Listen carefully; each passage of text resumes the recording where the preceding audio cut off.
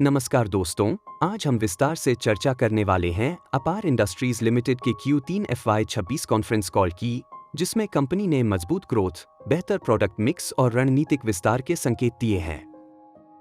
इस तिमाही में कंपनी ने कंसोलिडेटेड रेवेन्यू 5,480 करोड़ रुपए दर्ज किया, जो सालाना आधार पर लगभग 16% की वृद्धि दर्शाता है।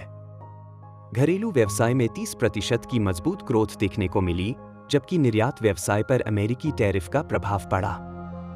एबिटा 483 करोड़ रुपए रहा, जो 20% से अधिक की वृद्धि के साथ आया और मार्जिन 8.8% रहा। 9 महीने के आधार पर कंपनी ने 16,299 करोड़ रुपए का रेवेन्यू और 1,483 करोड़ रुपए का एबिटा दर्ज किया, जो अब तक का सर्वश्रेष्ठ 9 महीने का प्रदर्शन है। कंडक्टर बिजनेस की बात करें तो इस तिमाही में 25% की रेवेन्यू ग्रोथ रही, हालांकि वॉल्यूम में लगभग 6% की गिरावट रही, जिसका मुख्य कारण ट्रांसफॉर्मर डिलीवरी में देरी और राइट ऑफ वे जैसी समस्याएं रहीं। इसके बावजूद प्रीमियम प्रोडक्ट मिक्स 44% तक पहुंच गया, जो पिछले वर्ष की तुलना में काफी बेहतर है। एबिटा प्रति टन 44,000 रुपए से अधिक रहा, जो कंपनी की प्रीमियमाइजेशन रणनीति की सफलता को दर्शाता है। ऑर्डर बुक लगभग 7,396 करोड़ रुपए पर मजबूत बनी हुई है, जिसमें 32% हिस्सा निर्यात का है।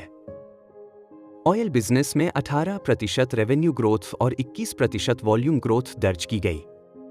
ट्रांसफॉर्मर ऑयल, ऑटोमोटिव ऑयल और इंडस्ट्रियल लुब्रिकेंट्स तीनों सेगमेंट में वृद्धि रही। हालांकि एबिटा प्रति किलोलीटर पर विदेशी मुद्रा उतार चढ़ाव का प्रभाव पड़ा। 9 महीने के आधार पर यह बिजनेस स्थिर और संतुलित ग्रोथ दिखा रहा है। केबल बिजनेस में Q3 में कुल रेवेन्यू 1,362 करोड़ रुपए रहा। घरेलू बाजार में 34% की मजबूत ग्रोथ दर्ज की गई, लेकिन अमेरिकी निर्यात में 65% की गिरावट से कुल निर्यात 44% कम हुआ। कंपनी ने बताया कि Q2 में ऑर्डर बुकिंग कम रही थी, जिसका असर Q3 पर पड़ा। हालांकि Q3 में लगभग 500 करोड़ रुपए के नए ऑर्डर मिले हैं, जिनका बड़ा हिस्सा Q4 में बिल होगा। 9 महीने के आधार पर केबल बिजनेस 22% की दर से बढ़ा है और एबिटा मार्जिन लगभग 10% पर है। अमेरिकी बाजार में 54% टैरिफ की स्थिति बनी हुई है, जिसके कारण कंपनी को कुछ प्रोडक्ट्स में मार्जिन पर समझौता करना पड़ा है। फिर भी प्रबंधन ने स्पष्ट किया कि अमेरिकी बाजार रणनीतिक रूप से महत्वपूर्ण है और कंपनी वहां अपनी उपस्थिति बनाए रखेगी। एल्यूमिनियम आधारित प्रोडक्ट्स में अवसर अभी भी बने हुए हैं, जबकि कॉपर आधारित प्रोडक्ट्स पर प्रतिस्पर्धात्मक दबाव अधिक है। कंपनी ने 1,400 करोड़ रुपए के कैपेक्स प्लान में से लगभग 500 करोड़ रुपए खर्च कर दिए हैं और FY27 की पहली छमाही तक अधिकांश नई क्षमताएं चालू हो जाएंगी।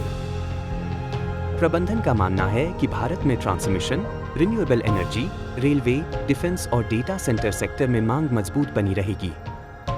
कंडक्टर बिजनेस में डबल डिजिट वॉल्यूम ग्रोथ का लक्ष्य रखा गया है और केबल बिजनेस में 20% से अधिक केगर की दिशा में कंपनी आगे बढ़ रही है।